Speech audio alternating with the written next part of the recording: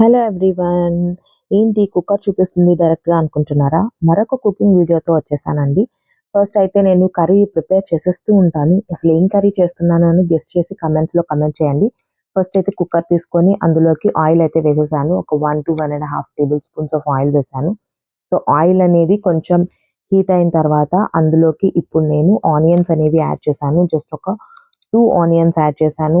అలానే అందులోకి మనకి స్పైస్‌కి తగ్గట్టుగా పచ్చిమిర్చి యాడ్ చేశాను. అలానే టొమాటో కూడా యాడ్ చేసేసాను. సో, ఇవి ఇప్పుడు ఫ్రై అవుతూ ఉన్నాయన్నమాట. సో, రెసిపీ ఏంటో కనుక్కున్నారా?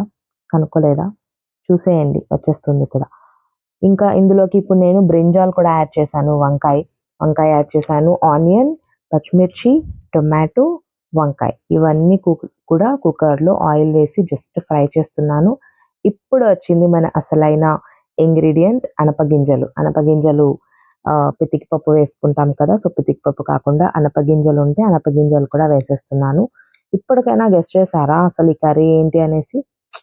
గెస్ చేయలేదు కదా! నేనే చెప్పేస్తాను. అనపగింజల పుల్లకూర.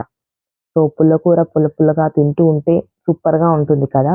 సో, నేను ఈరోజు అనపగింజల పుల్లకూర చేస్తూ ఉన్నాను. సో, మీకోసం కూడా చూపించేద్దామని చెప్పేసి వీడియో చేస్తున్నాననమాట.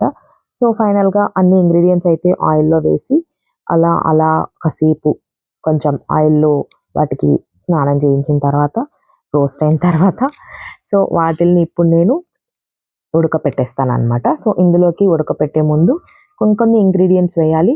ఆ ఇంగ్రీడియెంట్స్ ఏంటంటే పసుపు ఒక టేబుల్ స్పూన్ పసుపు అనేది యాడ్ చేసుకోవాలి. ఆల్రెడీ మనం మిర్చి యాడ్ చేసుకున్నాం కాబట్టి ఎక్సెప్షనల్ మిర్చి కారం యాడ్ చేసుకుంటే చేసుకోవచ్చు. లేకపోతే అవసరం లేదు. ఇందులోకి ఇప్పుడు నేను సాల్ట్ కూడా వేశాను. అలానే కొంచెం చింతపండు కూడా వేసుకోవాలి. మనం పుల్లకూర చేసుకుంటున్నాం కాబట్టి. సో, చింతపండు కూడా యాడ్ చేసుకోవాలి.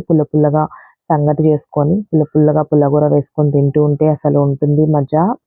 సూపర్‌గా ఉంటుంది. సో, ఆయిల్‌లో వేసి కొంచెం మంచిగా అలా ఫ్రై అయిన తర్వాత అది మంచిగా ఫ్రై అవ్వాలనమాట. సో, మీకు కారం కావాలి అనుకుంటేనే వేసుకోండి. లేదు మిర్చితోనే మీకు సరిపోతుంది అనుకుంటే కారం వేసుకోవాల్సిన పని లేదు. నేనైతే కొంచెం ఒక టేబుల్ స్పూన్ ఆఫ్ కారం అయితే యాడ్ చేశాను.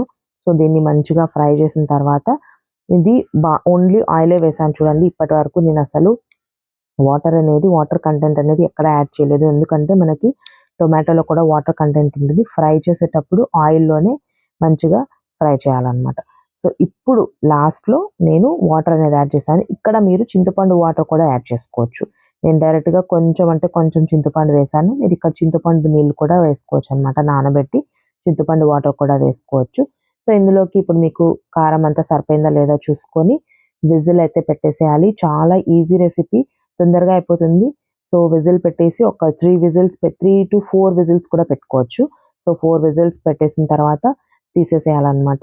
మీరు అనపగింజలు ఉన్నాయి కాబట్టి నేను అనపగింజలు వేశాను. అనపగింజలు లేకుండా నార్మల్ టొమాటో, ఆనియన్, మిర్చి ఇంకా బ్రింజాల్ కూడా వేసుకొని పుల్లకూర చేసుకోవచ్చు. చాలా అంటే చాలా బావుంటుంది టేస్ట్. ఒకసారి ట్రై చేయండి. సో, ఫైనల్‌గా నేను అనపగింజలు ఉన్నాయి కాబట్టి అనపగింజల పుల్లకూర చేద్దాము అని చెప్పి ట్రై చేశానింకా. సో, ఫైనల్‌గా మనది పప్పు అంతా కూడా ఉడికిపోయిందనమాట. సో, దీన్ని ఇప్పుడు నేను ఇందులో ఉన్న ఎక్సెస్ వాటర్ ఉన్నాయి కదా! ఆ వాటర్ అంతా కూడా సెపరేట్‌గా తీసేసుకుంటాను. ఎందుకంటే ఎనిపేటప్పుడు వాటర్ ఉంటే సరిగ్గా ఎనపడానికి అవ్వదనమాట. అందుకే ఆ వాటర్ అంతా కూడా సెపరేట్ ఒక గిన్నెలోకి తీసేసుకునేసి, దాన్ని ఇప్పుడు నేను పప్పు గుత్తితో కానీ, మ్యాషర్‌తో కానీ మనము మంచిగా మ్యాష్ చేసేసుకోవాలనమాట. మన కర్రీ ఏమైతే ఇంగ్రీడియెంట్స్ ఫ్రై చేసి ఉడకపెట్టి పెట్టుకున్నామో, అదంతా కూడా మనము మ్యాష్ చేసి పెట్టుకోవాలనమాట. పప్పు గుత్తితో కానీ, మ్యాషర్‌తో కానీ మంచిగా నలుపుకోవాలనమాట. అంటే మనకు ఆ గింజలు మరీ మెత్తగా అయిపోకూడదు. అలా అని మరీ ఇదిగా గింజలుగా కూడా ఉండకూడదనమాట. సో, అలా మంచిగా మ్యాష్ చేసేసుకొని ఉప్పు, కారం అన్నీ కూడా వేసేసాం కాబట్టి, సో, మంచిగా మ్యాష్ చేసుకోవాలనమాట. సో, ఇది మ్యాష్ చేసుకున్న తర్వాత మనం తిరగమాత వేసుకోవాలి మళ్ళీ ఈ కర్రీని. సో, ఈ కర్రీ మీరు ఆల్రెడీ ఎప్పుడైనా చేశారా? తిన్నారా ఎప్పుడైనా? ఈ కర్రీ ఎటు సైడ్ అంటే మన ఆంధ్రాలో ఎక్కడ ఏ ఏరియాలో ఫేమస్? ఎక్కడ ఎక్కువగా చేసుకుంటారు? తెలిస్తే కామెంట్ చేయండి. సో, ఫైనల్‌గా నా కర్రీ అయితే రెడీ అయిపోయింది. చూసారా? అది కచ్చా పచ్చా లాగా ఉంటుందనమాట. బ్రింజాలు, టమాటా అంతా కూడా బాగా ఎనుపుకోవాలనమాట. సో, ఇప్పుడు నేను ఒక గిన్నె పెట్టుకొని తిరగమాత వేసుకుంటున్నాను. గిన్నె పెట్టుకొని ఆయిల్ వేసుకొని సేమ్ ప్రొసీజర్ ఆవాలు, జీలకర్ర, ఆయిల్ వేసుకొని ఆవాలు, జీలకర్ర, ఇంకా మినపప్పు, కరివేపాకు అన్ని పోపు దినుసులు అన్నీ కూడా యాడ్ చేసుకున్నాననమాట. అన్నీ యాడ్ చేసుకొని కొంచెం అవన్నీ కూడా కొంచెం చిటపటలాడిన తర్వాత మన ఏదైతే కర్రీ మనం మ్యాష్ చేసి పెట్టుకున్నామో ఆ కర్రీని తీసుకొచ్చి ఇందులోకి వేసేసేయాలనమాట. ఇందులోకి వేసేస్తే అదిరిపోయిద్ది. ఎండుమిర్చి గూడా వేశాను. ఎండుమిర్చి ఆప్షనల్ వేసుకుంటే వేసుకోవచ్చు. లేకపోతే అవసరం లేదు. జస్ట్ మనకి ఆ ఫ్లేవర్ కోసం వేసుకుంటామనమాట. సో, ఇప్పుడైతే మన కర్రీ ఏదైతే ఎనిపి పెట్టుకున్నామో దాన్ని కూడా తీసుకొచ్చి ఇందులోకి యాడ్ చేసుకుంటున్నాను. మీకు కొంచెం వాటరీ కన్సిస్టెన్సీలో కావాలనుకుంటే మనం ఇందాక సైడ్‌లో తీసి పెట్టుకున్న వాటర్ కూడా తీసి ఇందులోకి యాడ్ చేసుకోవచ్చు. అవసరం లేదు నాకు ఇలానే బాగుంది అనుకుంటే సో, ఆ వాటర్ యాడ్ చేయాల్సిన అవసరం లేదు. మీరు కర్రీ ఏ కన్సిస్టెన్సీ కావాలనుకుంటే ఆ కన్సిస్టెన్సీలో మనం ఇందాక తీసి పెట్టుకున్న వాటర్ యాడ్ చేయాలి. సెపరేట్‌గా నార్మల్ వాటర్ అయితే యాడ్ చేయకూడదనమాట. సో, ఆ వాటర్ యాడ్ చేసుకుంటే మన అనపగింజల పుల్లకూర అయితే రెడీ అయిపోయింది. సో, నేను ఫుల్ వాటర్ అయితే యాడ్ చేయలేదు. పై నీళ్ళన్నీ వంచేసి కింద ఉన్న అడుగున్న నీళ్ళు మాత్రమే యాడ్ చేశాననమాట.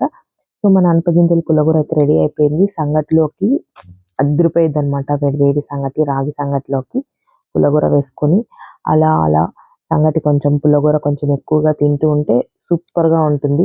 నేను ప్రెగ్నెంట్‌గా ఉన్నప్పుడు క్రేవ్ చేసిన ఫస్ట్ ఫుడ్ అనమాట ఇది పుల్లగూర.